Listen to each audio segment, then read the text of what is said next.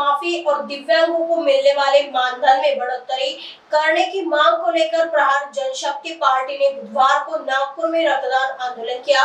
मुख्यमंत्री देवेंद्र फडणवीस के धर्मपेट स्थित आवास के करीब यह आंदोलन किया गया। इस दौरान कडू ने मुख्यमंत्री देवेंद्र फडणवीस से किसानों का 7/12 कोरा करने की मांग की। धर्मवीर संभाजीराजांची आज जयंती आहे। एक एक रक्ताचा थेंब सांडून स्वराज्य निर्माण करण्याचं रक्षण करण्याचं काम केलं।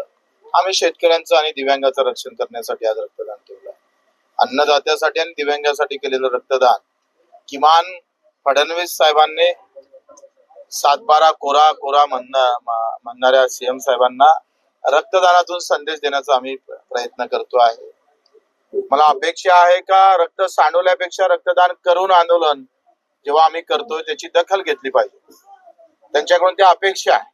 ते खरे राम भक्त असेल तर त्यांच्याकडून उद्याचं रक्त सांडवायचं आंदोलन न होता या रक्तदानातून त्यांनी आम्हाला संदेश द्यावा।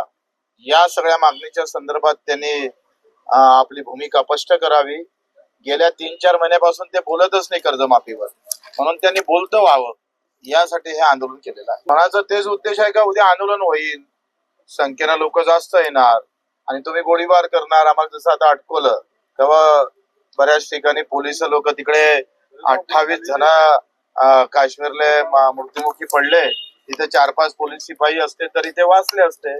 पण रक्तदानासाठी सुद्धा मनाई करतात का सीएमचा बंगला आहे इथून इतक्या अंतरावर रक्तदान करावं।